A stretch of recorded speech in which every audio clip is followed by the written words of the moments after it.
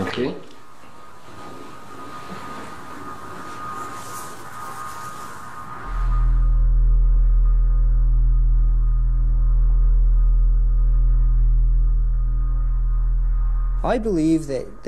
La société a besoin du nucléaire. J'en suis intimement convaincu. Elle a déjà le nucléaire. Mais elle ne l'aurait pas si certains avaient pu imposer leur point de vue. Elle pourrait même en être privée dans plusieurs pays, parce que seule une minorité de gens pensent qu'il est impératif de stocker les déchets, et trop de gens sont persuadés du contraire. Voilà pourquoi. Mais moi, je suis convaincu que l'énergie nucléaire est importante, qu'elle nous est absolument nécessaire. Et vous craignez qu'on en soit privé? Oui.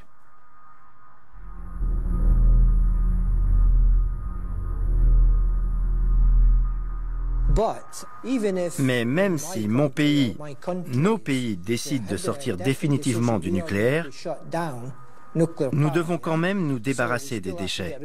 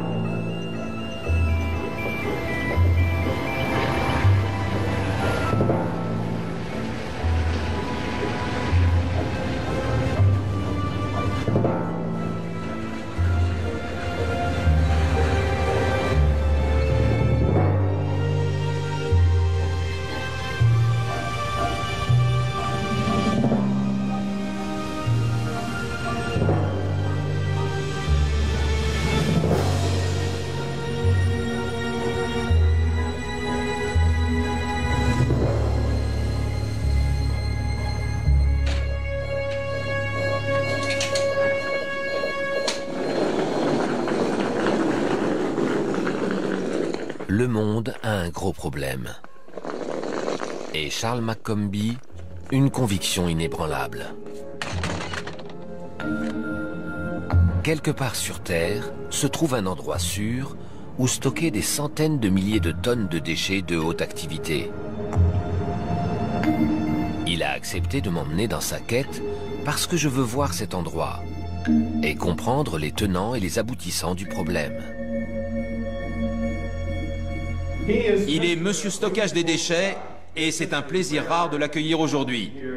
Charles McCombie. L'université d'Oxford. Que faut-il faire pour garantir l'avenir du nucléaire? Avant tout, je me concentre sur la gestion sécurisée des déchets radioactifs. À ce jour, la seule méthode qui soit sûre pour le stockage des déchets de haute activité à vie longue est l'enfouissement géologique. Nous devons isoler les déchets pendant une très longue période de temps. Et pour cela, nous avons besoin d'un environnement qui reste stable pendant une centaine de milliers d'années. Un environnement dont on puisse prédire qu'il sera stable pendant 100 000 ans, voire plus? Est-ce possible?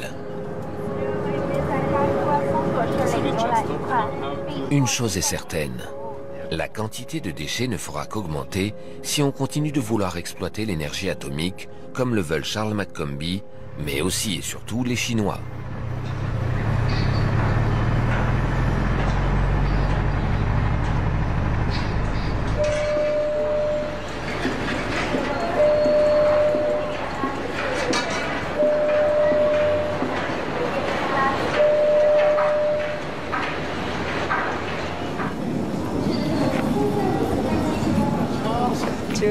Bonjour, comment ça va?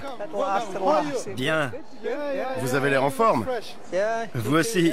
Vous travaillez? Oui, je sors juste de réunion. D'accord. Vous avez des cartes? Oui, des images satellites du site. L'endroit est absolument fantastique.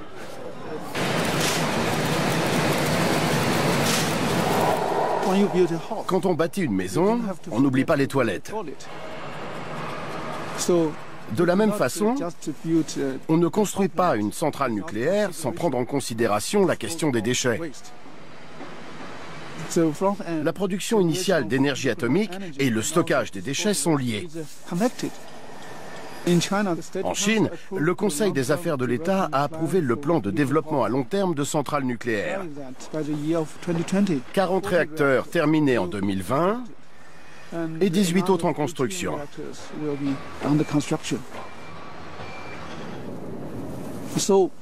Si l'ensemble de ces 58 réacteurs est exploité pendant 60 ans, la totalité du combustible utilisé se montera à 83 000 tonnes. 83 000 tonnes de déchets radioactifs pour le seul programme nucléaire chinois. J'aimerais voir où se trouvent les toilettes qui permettront d'éliminer cette quantité colossale.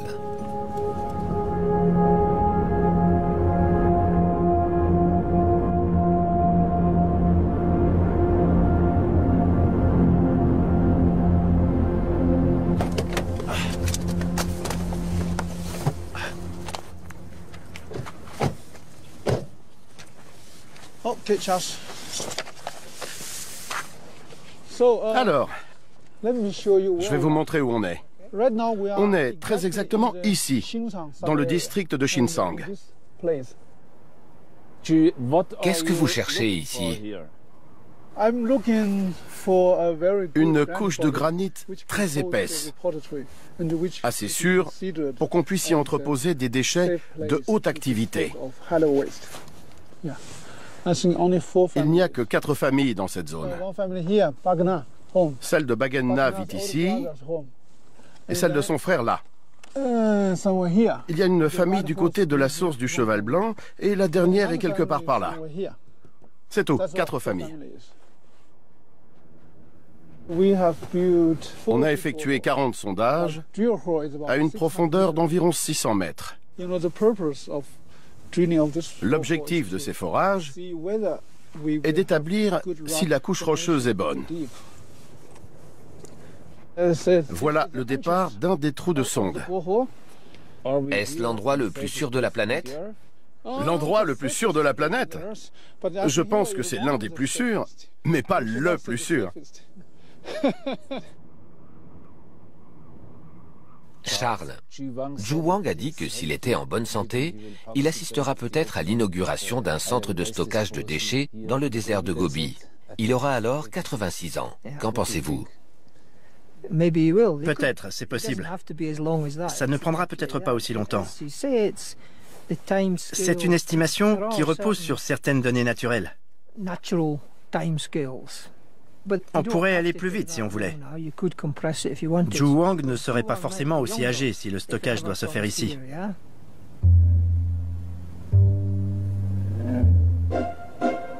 La première centrale nucléaire commerciale du monde a été inaugurée en 1956 par la reine Elisabeth II d'Angleterre à Sellafield. Elle a marqué le début de l'exploitation civile de l'énergie atomique. Today, atomic scientists have brought us to the threshold of a new age. It is with pride that I now open Calder Hall, Britain's first atomic power station. Future generations will judge us by the way in which we use these limitless opportunities which Providence has given us and to which we have unlocked the door. J'avais 11 ans et je me souviens de cet événement comme d'un succès national. C'était une technique nouvelle d'une puissance incroyable. Un prodige scientifique qui continue de m'émerveiller.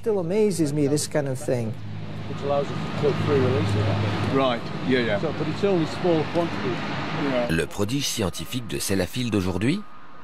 La centrale est en cours de démantèlement. Et le retraitement de combustible usé confié à un consortium international il y a des décennies n'est plus rentable. Plus on est haut, plus dure est la chute. Le Royaume-Uni était au sommet, mais il a dégringolé toutes les marches de l'escalier nucléaire. Ce doit être décourageant pour tous les gens du coin.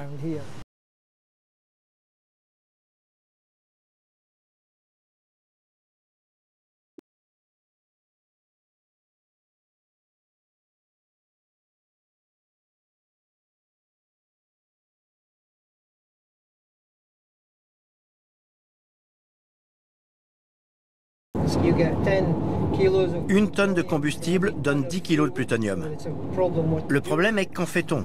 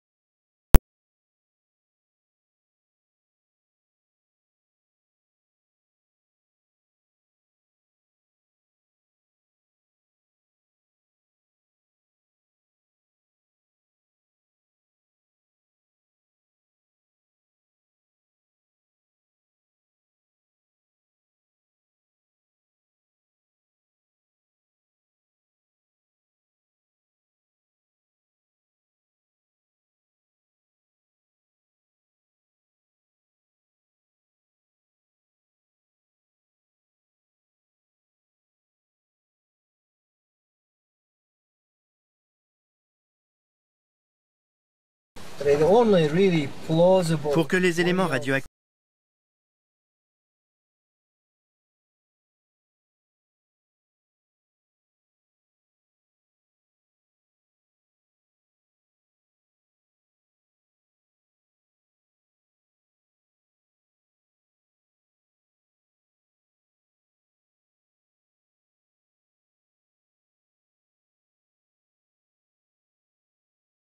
la priorité dans l'évaluation de la sécurité d'un dépôt à long terme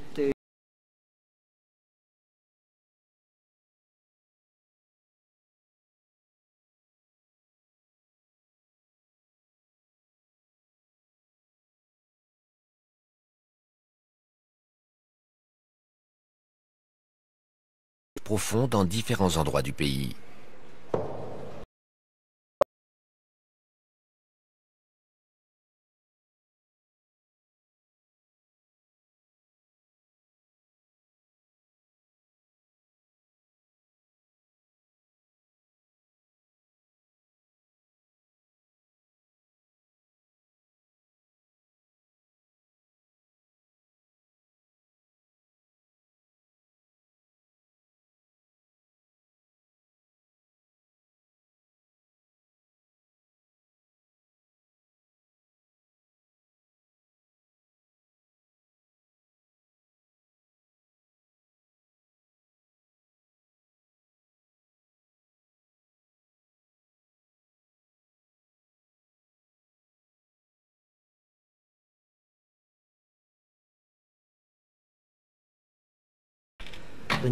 En allemand, on parle de Standortnachweis, c'est-à-dire la démonstration de l'existence d'un site.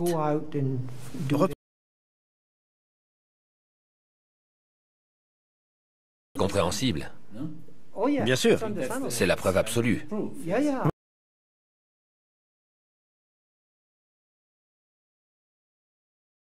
Réussite, parce que le gouvernement n'a fermé aucune centrale.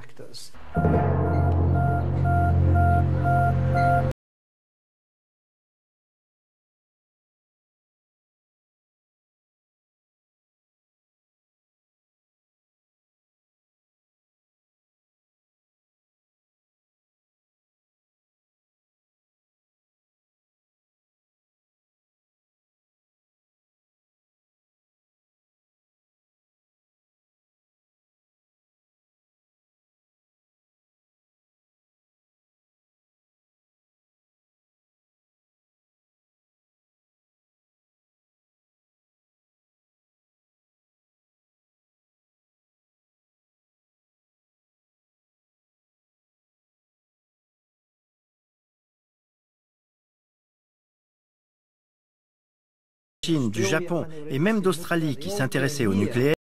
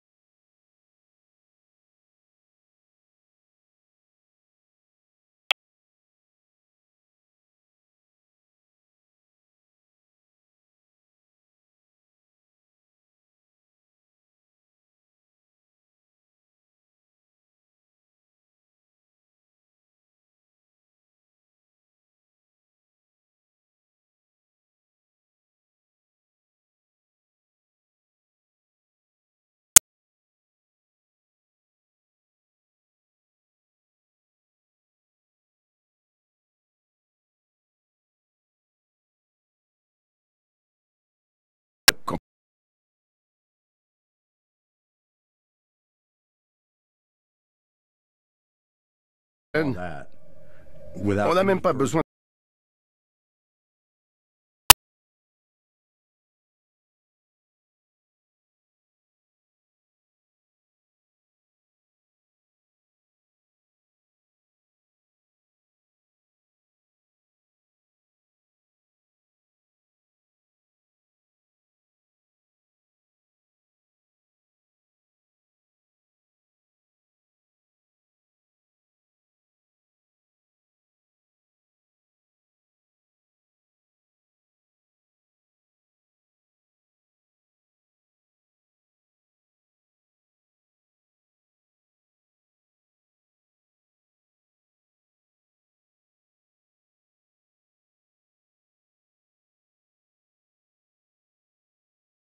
Mon peuple pratique la vision chamanique dans toute cette zone depuis très longtemps.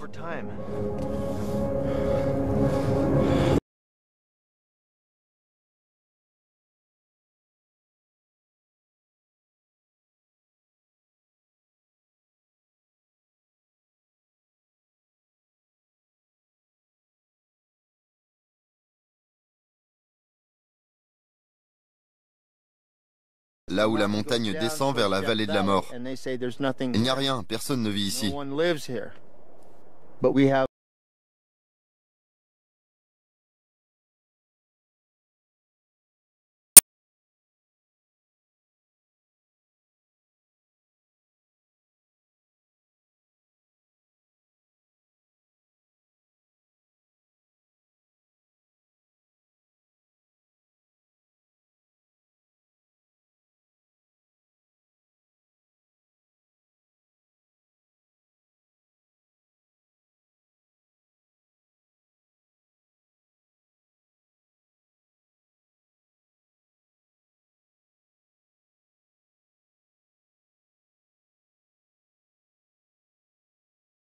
parce qu'elle est soumise à des contraintes, mais aussi parce qu'il y a une faille sismique et des séismes qui ne cesseront pas du jour au lendemain. Il y a un véritable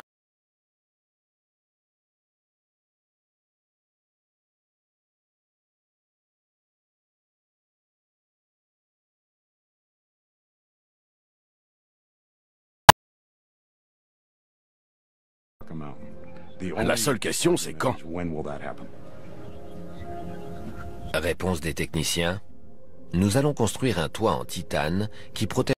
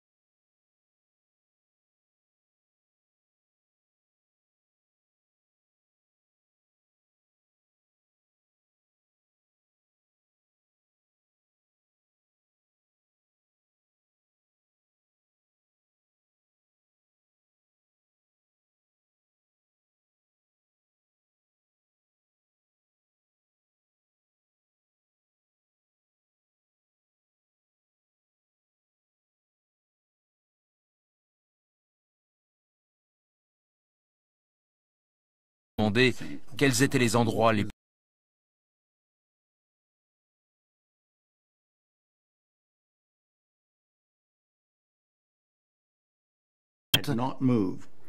depuis des millions et des millions d'années.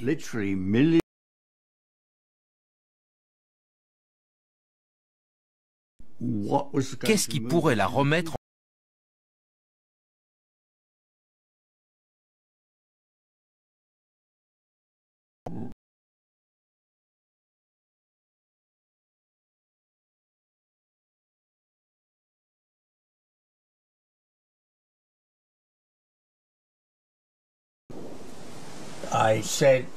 C'est là que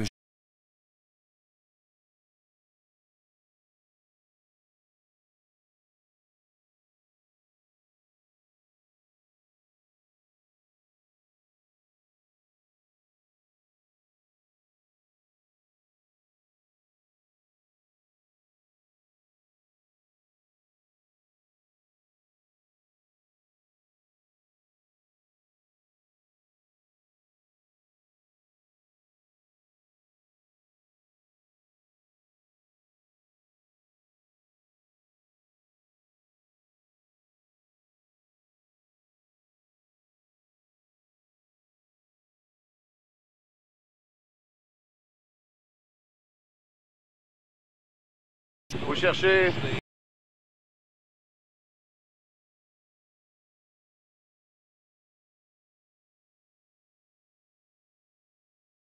plat.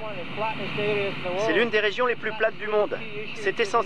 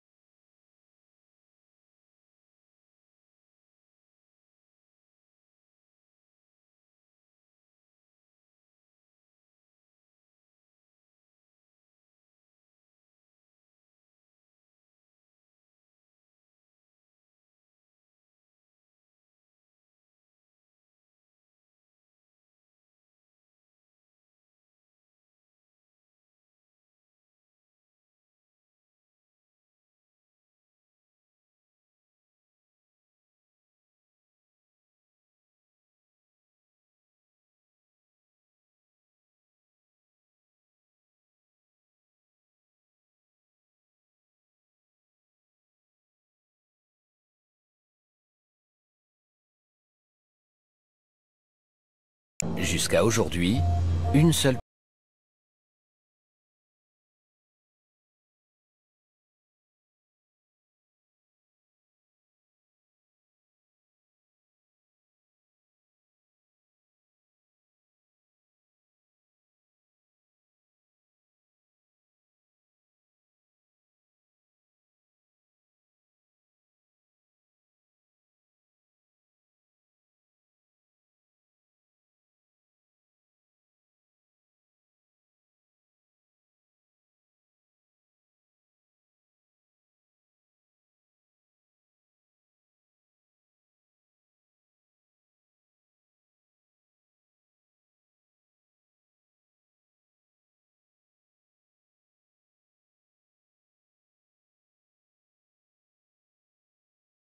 nous aurons trouvé la clé de l'endroit le plus sûr de la Terre.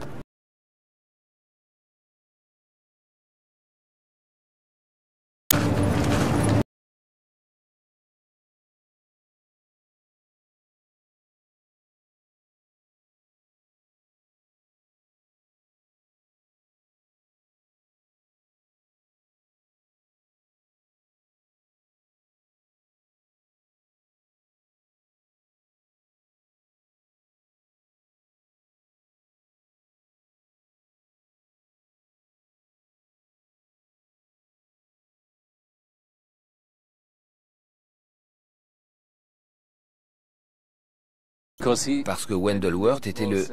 Vous devez retourner.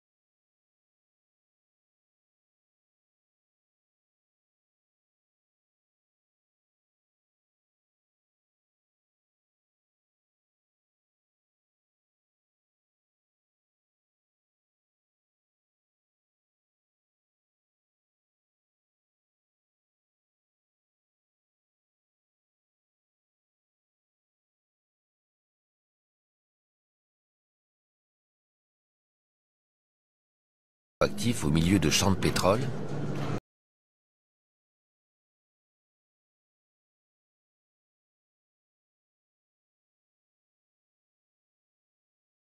Oui, moi aussi. Prenez une chaise, asseyez-vous. C'est toujours un plaisir de discuter avec le parrain du WIP.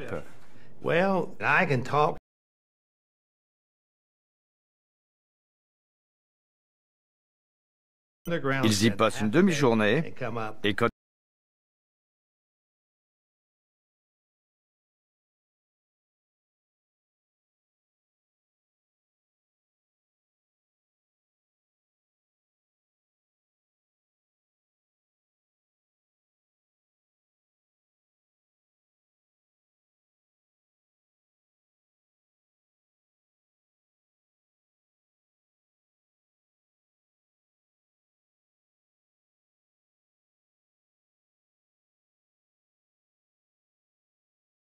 le premier niveau était réservé aux déchets de haute activité et les autres accueillaient les déchets transuraniens. À l'origine, le projet avait été conçu pour des déchets de haute activité. Puis on a fait machine arrière après s'être fait descendre en flammes. On a donc pris la décision de commencer par les niveaux inférieurs, puis de remonter, et on s'y est tenu. Carlsbad doit devenir le nouveau Yucca Mountain. Je suis le seul maire des États-Unis qui ait jamais déclaré publiquement « Je veux que ma ville devienne le nouveau Yucca Mountain ». Montrez-nous. Voilà l'article publié dans le journal. J'ai dit et répété aux gens de Yucca Mountain et au ministère de l'Énergie, sans le soutien de la population locale, vous perdez votre temps et l'argent du DOE. Ça n'arrivera pas ici. C'est le plus important. Yucca Mountain n'a jamais eu le soutien de la population. Résultat, le site n'a jamais vu le jour. En 20 ans, 12 milliards de dollars ont été investis en pure perte. Qu'est-ce qui vous plaît autant dans les déchets nucléaires? Ce qui me plaît, ce n'est pas tant les déchets que la réussite d'un projet. 1000 emplois, un budget de 230 millions de dollars, de bons salaires, pas de licenciements et une vraie qualité de vie. On va pouvoir refaire les routes et aménager la ville. Aujourd'hui, au lycée où je suis allé et où mon fils est allé aussi, je vais voir mes petits-enfants jouer au football et vivre le rêve américain. Que peut-on vouloir de mieux? La population locale a accepté à cause des bénéfices. Ça a certainement été un facteur déterminant. D'ailleurs, j'allais vous le dire, pourquoi faire des choses si on n'en tire rien soi-même? Si on fait construire une piscine et qu'on empêche les gens de l'utiliser, ils vous diront sûrement « on ne veut pas de cette piscine, elle va épuiser la nappe phréatique ». C'est normal qu'ils soient récompensés pour avoir accepté quelque chose dont ils n'auraient peut-être pas voulu sinon.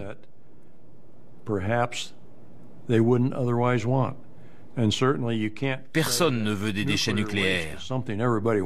Alors c'est logique d'offrir des compensations.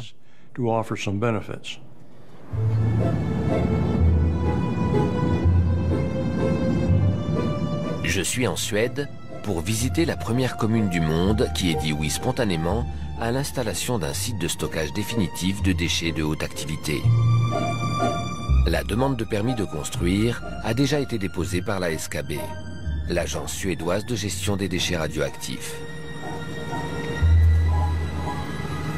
Allô.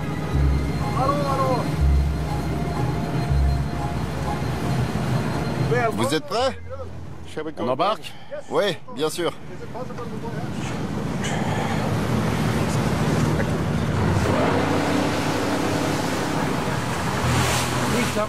Si on est là, c'est parce qu'on a entendu dire que le programme suédois était le plus avancé du monde. Eh bien, on voudrait savoir en quoi. C'est la perception qu'on en a un peu partout dans le monde. Mais le programme connaît aussi de gros problèmes. Le site de stockage de déchets de haute activité se trouvera là-bas, juste à côté de la centrale. Il s'étendra sous terre dans cette direction. Il y aura toujours de l'eau qui s'infiltrera dans la roche granitique à des kilomètres sous la surface. C'est pour cela qu'il faut enfermer les déchets dans des conteneurs en cuivre protégés par une couche argileuse, de façon à ce que l'eau n'attaque pas le combustible usé. Des sommes colossales ont été dépensées pour mettre au point cette technique et effectuer les études sur le site. On pense que le cuivre est un excellent matériau pour empêcher toute fuite radioactive.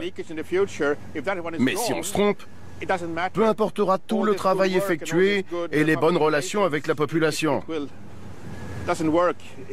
Si on a un problème scientifique majeur, plus rien ne comptera.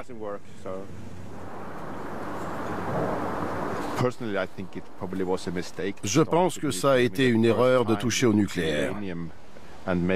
Du jour où on a découvert la fission de l'uranium, on a commencé à générer des déchets et on continue depuis toutes ces années.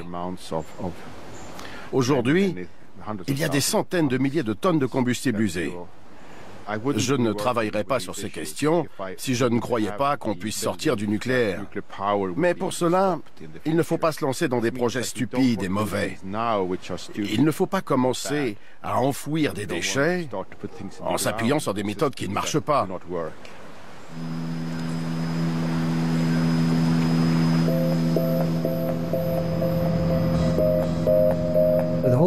Partout dans le monde, on est encore dans la phase du stockage intermédiaire des déchets de haute activité et du combustible radioactif usé.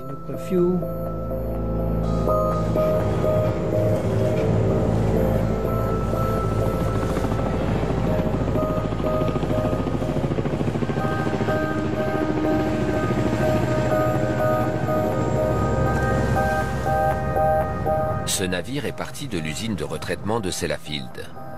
Après 6 semaines en mer, il arrive dans le nord du Japon.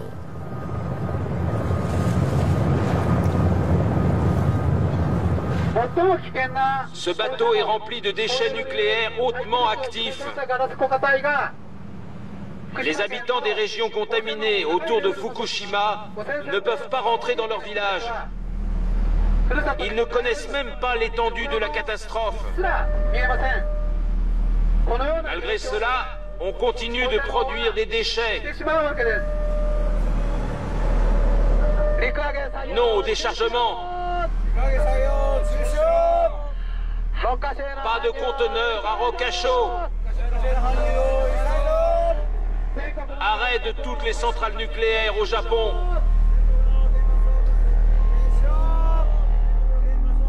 Les déchets de haute activité sont entreposés sur un site intermédiaire à quelques kilomètres du port. Pour combien de temps? Personne ne le sait.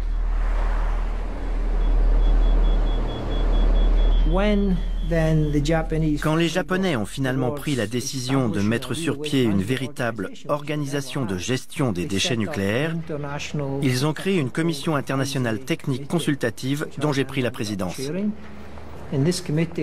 Cette commission a insisté pour que le programme japonais soit fondé sur une démarche volontaire des communes. 10 ans plus tard, pas une seule n'a accepté d'accueillir un site de stockage. Plusieurs y étaient presque prêtes. Une était même d'accord. Mais ça a coûté sa place à l'élu local. Évidemment, ça a refroidi les autres. Mais pendant toutes ces années, on a travaillé avec les Japonais dans cette direction et on continue à le faire. Que font-ils des déchets? Vous n'avez pas pu les aider à trouver une solution? Non, pas encore. Mais ils continuent de chercher, comme tout le monde.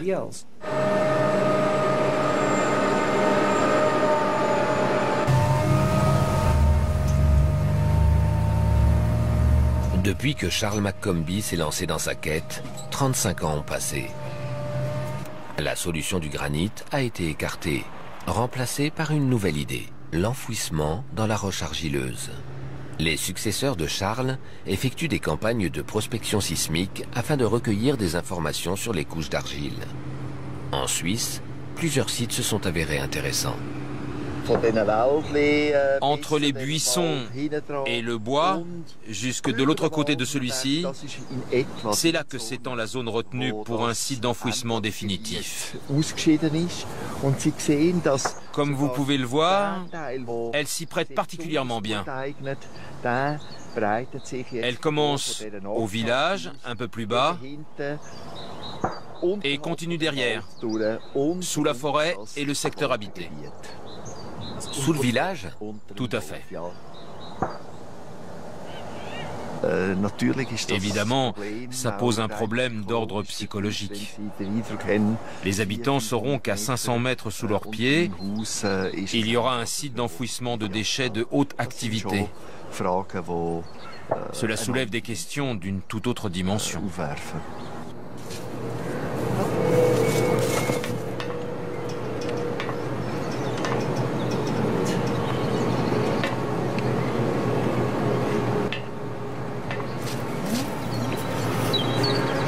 C'est quoi l'idée? C'est d'enterrer la totalité des installations dans la gravière, de façon à ce qu'on les voit le moins possible. Et juste à côté, on construira la rampe en direction du site de stockage. Pour l'instant, les discussions portent sur 20 entrées possibles, alors même qu'on ne connaît pas encore l'emplacement exact du site. Oui, et il n'a pas été prévu que la population ait son mot à dire sur l'implantation du site. C'est un problème majeur en ce qui concerne la sûreté à long terme du lieu d'entreposage. Les citoyens ne peuvent pas accepter un site de stockage s'ils n'ont pas le droit de participer aux discussions concernant sa sécurité.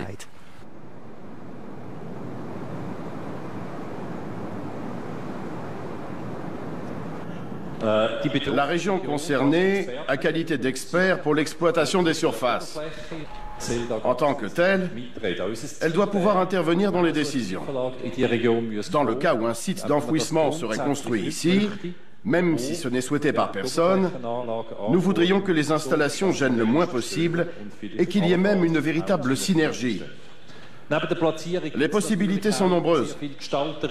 On peut enfermer tous les déchets dans un bâtiment qu'on enfouirait dans le sol. On a parlé de la gravière, par exemple. On pourrait aussi entailler le versant d'une vallée, puis recouvrir ensuite les installations. Flexibilité de l'emplacement, mais aussi de la conception finale. Vous dites que le plus important est d'informer la population et de garantir la sécurité du site. Je regrette beaucoup que personne ne nous parle des nombreux problèmes non résolus liés à la question des déchets radioactifs. Lors de ce genre de réunion, on devrait aborder les questions qui ne sont toujours pas réglées et insister sur le danger des déchets radioactifs.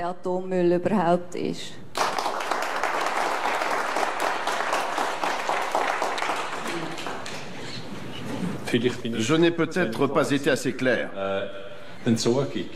Le problème du stockage des déchets nucléaires n'est pas résolu. À ce jour, aucun site n'a été construit. Aucun projet n'a été finalisé. Mais la faisabilité de l'enfouissement géologique de toutes les catégories de déchets en Suisse a été démontrée. Elle a été reconnue par les autorités, par différents groupes d'experts et par le Conseil fédéral.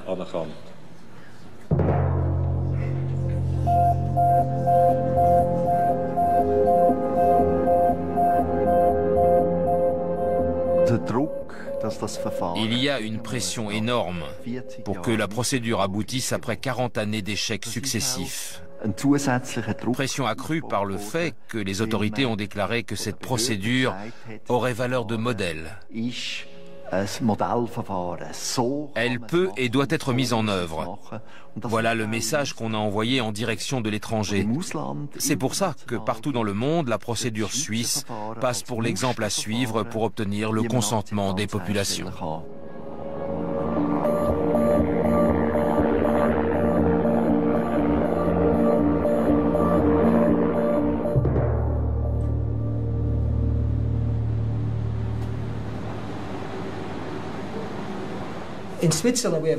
En Suisse, c'est exactement la même situation. La loi fédérale a été modifiée de façon à alléger la législation locale. Le porte-parole du gouvernement suisse ne cesse de répéter « Nous parlerons aux citoyens ». Participation citoyenne, c'est le terme employé. Récemment, j'ai assisté à une réunion où des agriculteurs locaux étaient présents. L'un d'eux s'est levé « Et si on participe et qu'on n'est toujours pas d'accord ?» Le porte-parole du gouvernement lui a répondu « Nous sommes prêts à discuter très longtemps de cette participation, le temps qu'il faudra. » Ça a continué comme ça jusqu'au moment où le porte-parole a tapé du poing sur la table et a dit « Il faudra bien que quelqu'un décide ».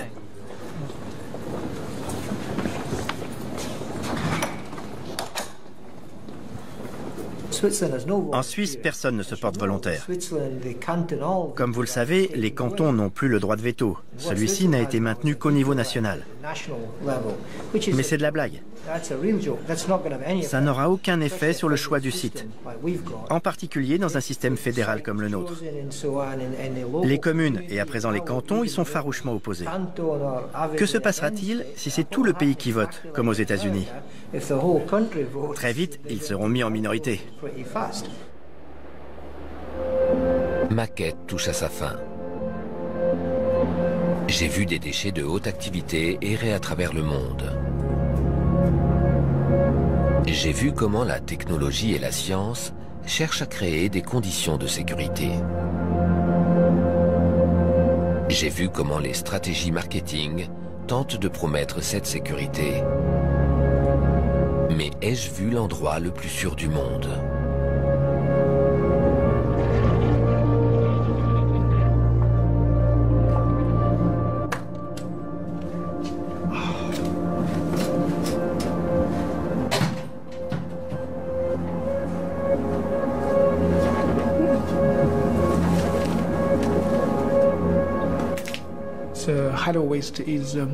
Les déchets radioactifs de haute activité sont les plus dangereux de tous. Ils contiennent des radionucléides à vie longue, qui restent actifs pendant des millions d'années, comme le neptunium, le plutonium et d'autres.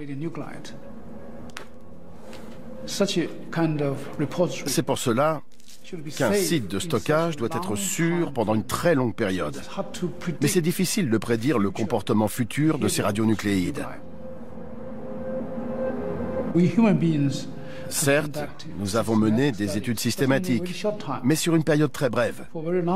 C'est compliqué de prédire le très long terme.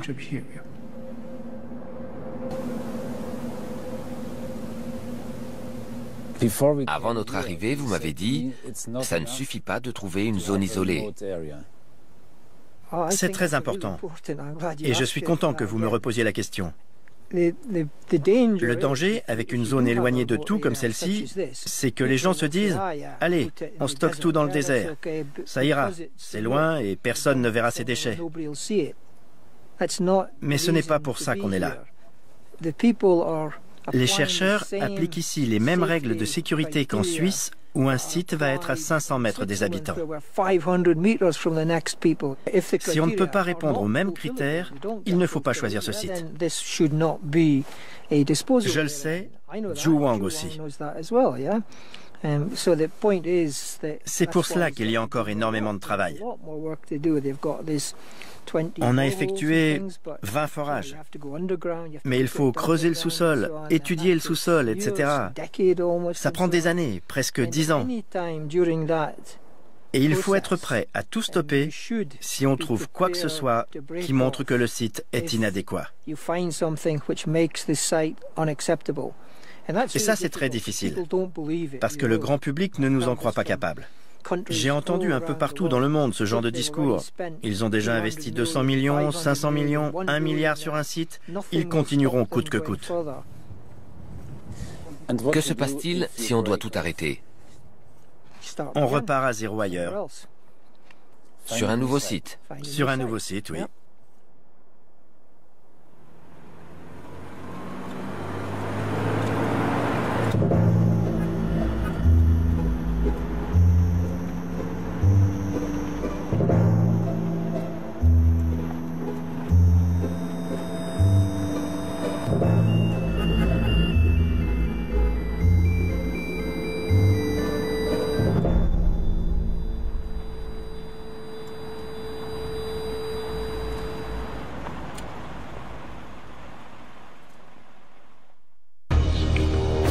ce soir.